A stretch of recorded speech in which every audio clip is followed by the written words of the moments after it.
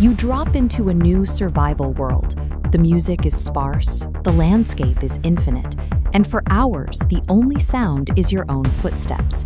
It's a peaceful sandbox, but eventually, the utter emptiness can start to feel deeply isolating. Then, you notice things that shouldn't be there. A perfectly symmetrical sand pyramid rising out of the ocean, a 2x2 tunnel carved deep into the stone, whole forests with their leaves meticulously stripped away. You turn back toward the mist, and there he is, a figure standing just at the edge of the render distance, staring at you with glowing, hollow white eyes. Because this entity has never appeared in a single line of the game's official code, we aren't looking at a glitch. Instead, this is a deliberate, massive fabrication. The rumors spread rapidly across forums and schoolyards. Players called him Herobrine. The prevailing theory was that he was the deceased brother of the game's creator, doomed to wander the digital landscape. This chart contrasts data against myth. Millions of players reported sightings, uploading frantic forum posts. Yet when data miners tore the game apart, the search came up completely empty. There was no Herobrine mob, no white-eyed texture, and no behavioral AI. Understanding how this happened means looking past the folklore. We have to treat the early 2010s internet as a crime scene and piece together the specific digital footprints left by its creators. Herobrine is a virus of human psychology. When you place players in a vast, empty vacuum, their minds will inevitably invent a monster to keep them company. The contagion started at a very specific point in time. In August 2010, an anonymous user published a thread on the 4chan/V image board. The author didn't rely on a cheap, unbelievable jump scare to sell the story.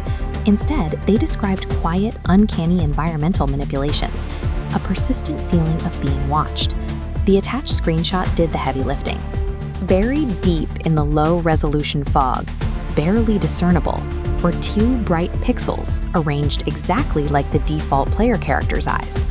Because the game naturally generates bizarre terrain, players reading the post began to question their own memories.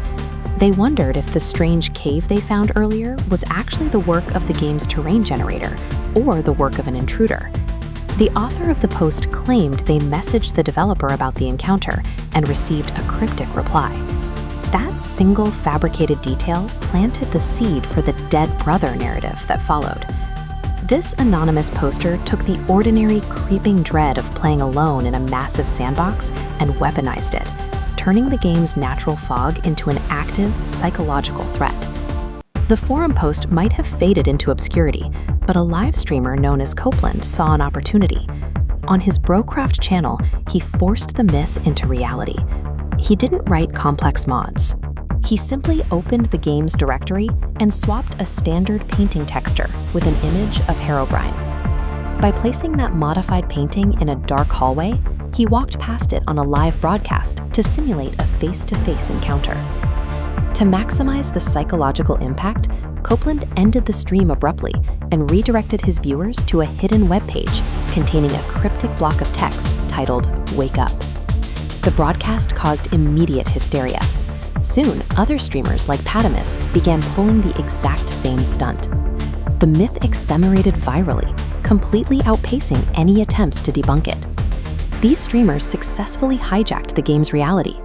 They took a static image from an anonymous forum and turned it into a live, collective experience shared by millions. The volume of questions and terrified emails eventually reached the developers at Mojang. The panic had grown too large to ignore. The game's creator, Marcus Persson, had to go on record to state unequivocally that he did not have a dead brother and that there was no ghost haunting his game.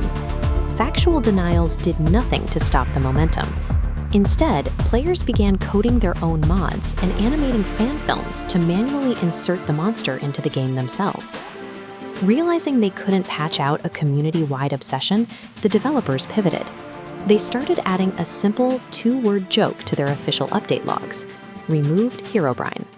By acknowledging the joke in the official patch notes, the developers surrendered control of their own creation's lore. They gave the community exactly the validation they were looking for. Today, the objective facts are settled. The streamer hoaxes were confessed to, the original screenshot was thoroughly analyzed, and the game's code remains clean. Yet, despite the absolute proof of the fabrication, players exploring the dark corners of the game still report seeing a pair of glowing white eyes staring back at them through the pitch black. It raises a strange question about digital spaces. If millions of people agree a myth exists, and the creators adopt it into the official history, does the underlying code actually matter? The Minecraft community willed a digital bogeyman into existence through nothing but isolation and collective paranoia.